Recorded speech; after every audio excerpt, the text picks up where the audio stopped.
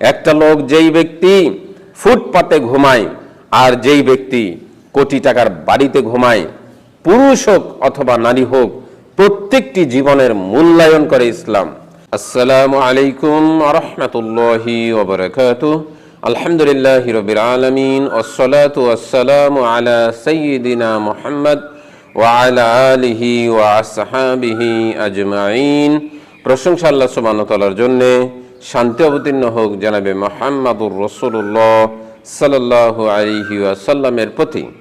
ইসলামের বিরুদ্ধে একটি অভিযোগ হচ্ছে ইসলামের আইন মানবতা বিরোধী।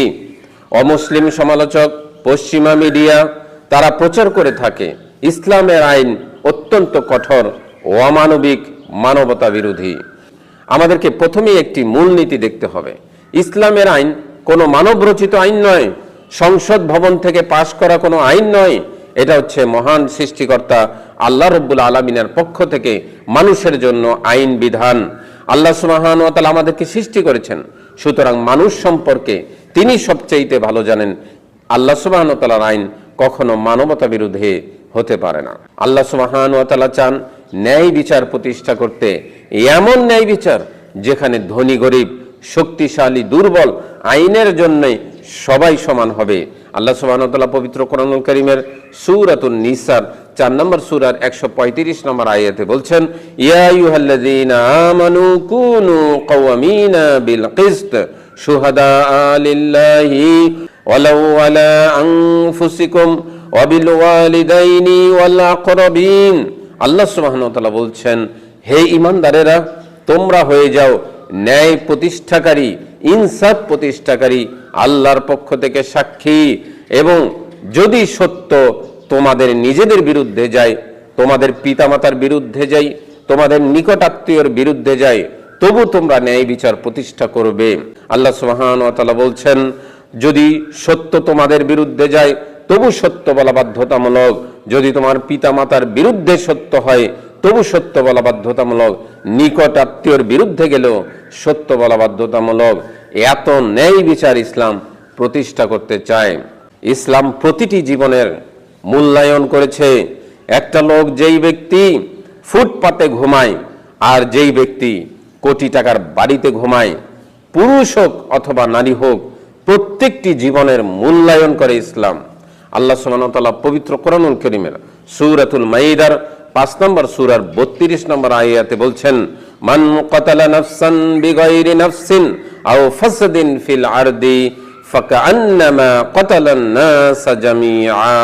আল্লাহ সুবহানাহু ওয়া তাআলা বলছেন, যেই ব্যক্তি হত্যার বদলে হত্যা অথবা জমিনে ফাসাদ সৃষ্টি করার অপরাধ ব্যতীত কেউ যদি কাউকে হত্যা করে, তাহলে সেজন্য পুরো মানব জাতিকে হত্যা করলো, অর্থাৎ পুরো পৃথিবীর মানুষকে হত্যা করলো।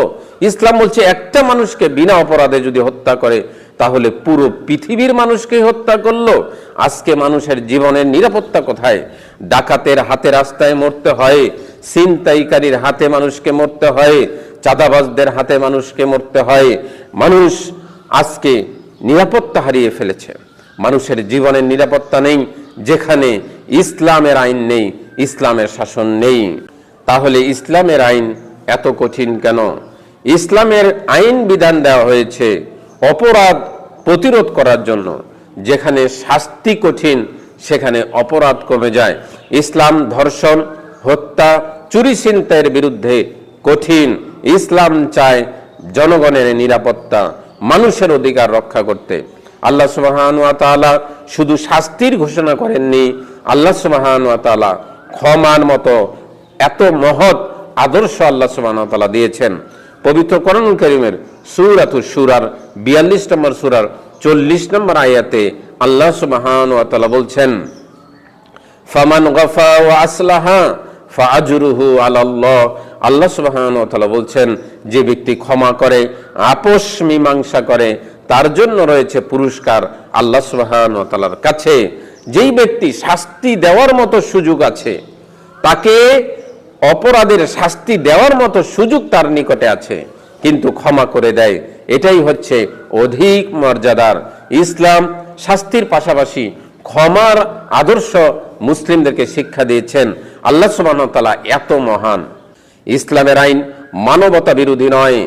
ইসলামের আইন মানবতার মুক্তির পথ। ইসলামের আইন অমানবিক নয়। ইসলামের আইন মানুষের অধিকার রক্ষা করার জন্যে, মানুষের জীবন, সম্পদ, ন্যায় বিচার প্রতিষ্ঠা করার জন্যে।